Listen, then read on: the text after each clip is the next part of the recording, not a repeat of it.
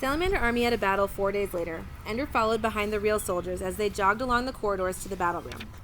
There were 2 ribbons along the walls, the green-brown of Salamander and the black-white-black of Condor. When they came to the place where the battle room had always been, the corridor split instead with green-brown leading to the left and black-white-black to the right. Around another turn to the right, and the army stopped in front of a blank wall. The Toons formed up in silence. Ender stayed behind them. Bonzo was giving his instructions. A. Take the handles and go up. B. Left. C. Right. D. Down. He saw that the Toons were oriented to follow instructions, then added, And you, pinprick, wait 4 minutes. Then come just inside the door. Don't even take your gun off your suit. Ender nodded. Suddenly the wall behind Bonzo became transparent. Not a wall at all, then, but a force field. The battle room was different, too. Huge brown boxes were suspended in midair, partially obstructing the view. So these were the obstacles that the soldiers called stars. They were distributed seemingly at random. Bonzo seemed not to care where they were. Apparently the soldiers already knew how to handle the stars. But it soon became clear to Ender as he sat and watched the battle from the corridor that they did not know how to handle the stars. They did know how to soft land on one and use it for cover, the tactics of assaulting the enemy's position on a star.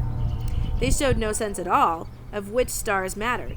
They persisted in assaulting stars that could have been bypassed by wall sliding to a more advanced position. The other commander was taking advantage of Bonzo's neglect of strategy.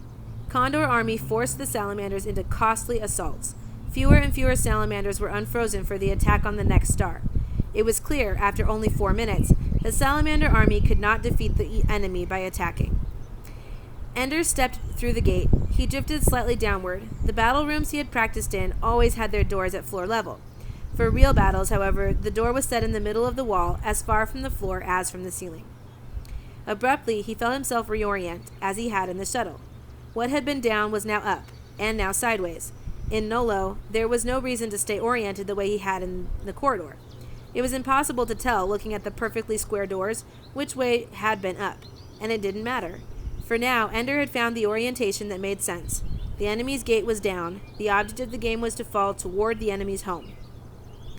Ender made the motions that oriented himself in his new direction. Instead of being spread out, his whole body presented to the enemy. Now Ender's legs pointed toward them. He was a much smaller target.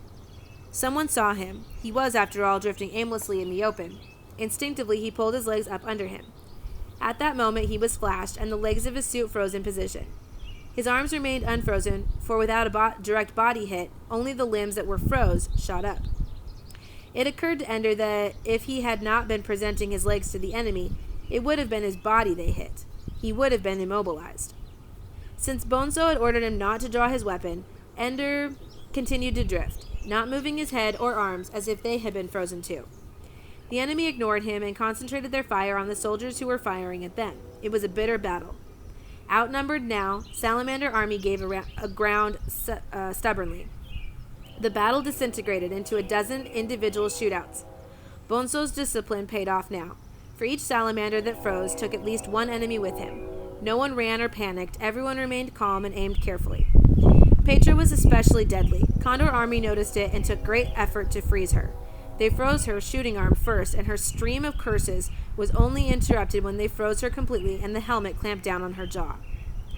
In a few minutes it was over. Salamander Army offered no resistance.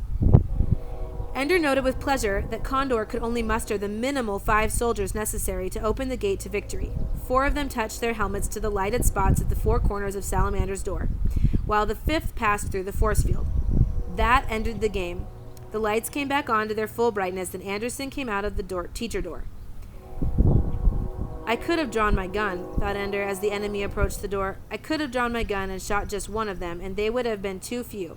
The game would have been a draw. Without 4 men to touch the 4 corners and a 5th man to pass through the gate, Condor would have had no victory. Bonzo, you ass. I could have saved you from this defeat. Maybe even turned it to a victory, since they were sitting there, easy targets, and they wouldn't have known at least where the first shot came from. I'm a good enough shot for that. But orders were orders, and Ender had promised to obey.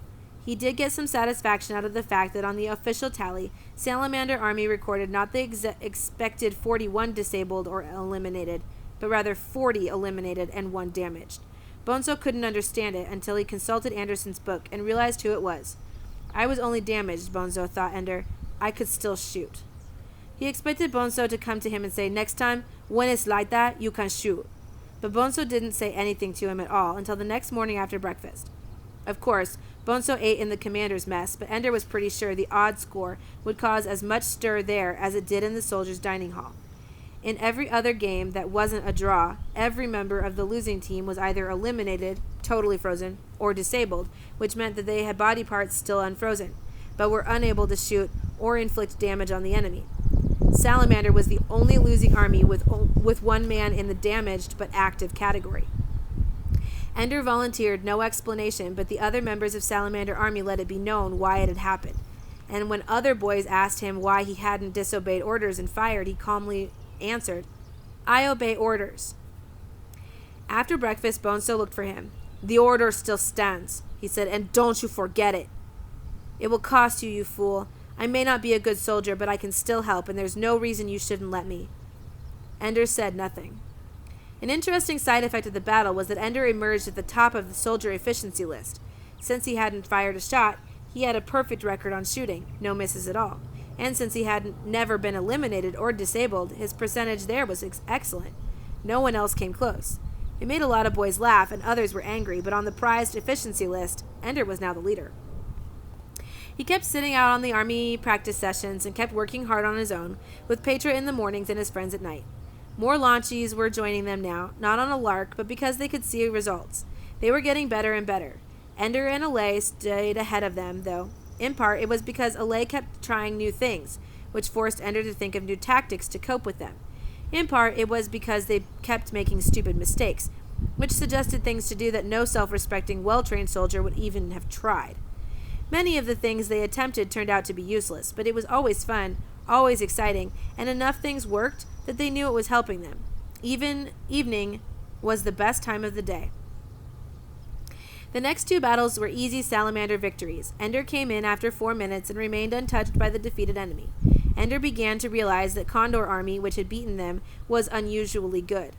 Salamander, weak as Bonzo's grasp of strategy might be, was one of the better teams, climbing steadily in the ratings, clawing for 4th place with Rat Army.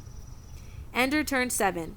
They weren't much for dates and calendars at the battle school, but Ender had found out how to bring up the date on his desk, and he noticed his birthday. The school noticed it too.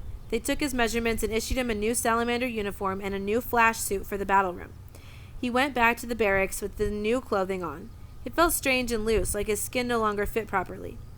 He wanted to stop at Petra's bunk and tell her about his home, but what his birthdays were usually like. Just tell her it was his birthday, so she'd say something about it being a happy one. But nobody told birthdays. It was childish. It was that landsiders did. Cakes and silly customs. Valentine baked him his cake on his 6th birthday. It fell, and it was terrible. Nobody knew how to cook anymore. It was the kind of crazy thing Valentine would do. Everybody teased Valentine about it, but Ender saved a little bit of it in his cupboard. Then they took out his monitor, and he left, and for all he knew, it was still there, a little piece of greasy yellow dust. Nobody talked about home, not among the soldiers. There had been no life before battle school. Nobody got letters, and nobody wrote any. Everybody pretended that they didn't care. But I do care, thought Ender. The only reason I'm here is so that a bugger won't shoot out Valentine's eye. Won't blast her head open like the soldiers in the videos of the first battles of the buggers. Won't split her head with a beam, so hot that her brains burst the skull and spill out like rising bread dough. The way it happens in my worst nightmares, in my worst nights, when I wake up trembling but silent. Must keep silent, or they'll hear that I miss my family and I want to go home. It was better in the morning. Home was merely a dull ache in the back of his memory, a tiredness in his eyes. That morning, Bonzo came in as they were dressing. "Flash suits," he called. It was battle. Ender's 4th game. The enemy was Leopard Army. It would be easy. Leopard was new, and it was always in the bottom quarter in the standings. It had been organized only 6 months ago, with Pol Slattery as its commander. Ender put on his new battle suit and got into line. Bonzo pulled him roughly out of line and made him march at the end. "You didn't need to do that," Ender said silently. "You could have let me stay in line." Ender watched him from the corridor. Pol Slattery was young, but he was sharp. He had some new ideas. He kept his soldiers moving, darting from star to star, wall sliding to get behind and above the stolid salamanders. Ender smiled. Bonzo was hopelessly confused, and so were his men. Leopard seemed to have men in every direction. However, the battle was not as lopsided as it seemed. Ender noticed that Leopard was losing a lot of men, too. Their reckless tactics exposed them too much. What mattered, however, was that Salamander felt defeated. They had surrendered the initiative completely. Though they were still fairly evenly matched with the enemy, they huddled together, like the last survivors of a massacre, as if they hoped the enemy would overlook them in the carnage. Ender slipped slowly through the gate, oriented himself so the enemy's gate was down, and drifted slowly eastward to a corner where he wouldn't be noticed. He even fired at his own legs to hold them in the kneeling position that offered him the best protection. He looked to any casual glance, like another frozen soldier who had drifted helplessly out of the battle. With Salamander army waiting abjectly for destruction, Leopard obligingly destroyed them. When Salamander finally stopped firing, Leopard had 9 boys left. They formed up and started to open the Salamander gate. Ender aimed carefully with a straight arm, as Petra had taught him. Before anyone knew what was happening, he froze 3 of the soldiers who were about to press their helmets against the lighted corners of the door. Then some of the others spotted him and fired, but at first they hit only his already frozen legs. It gave him time to get the first 2 men at the gate. Leopard had only 4 men left unfrozen when Ender was finally hit in the arm and disabled. The game was a draw, and they never had hit him in the body. Pole Slattery was furious, but there had been nothing unfair about it. Everyone in Leopard Army assumed that it had been a strategy of Bonzo's to leave a man till the last minute. It didn't occur to them that little Ender had fired against orders. But Salamander Army knew. Bonzo knew, and Ender could see from the way his commander looked at him that Bonzo hated him for rescuing him from total defeat.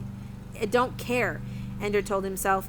I will just make me easier to trade away. And in the meantime, you won't drop so far in the standings. Just trade me. I've learned all I'm ever going to learn from you. How to fail with style, that's all you know, Bonzo. What have I learned so far? Ender listed things in his mind as he undressed by his bunk. The enemy's gate is down. Use my legs as a shield in battle and small reserve.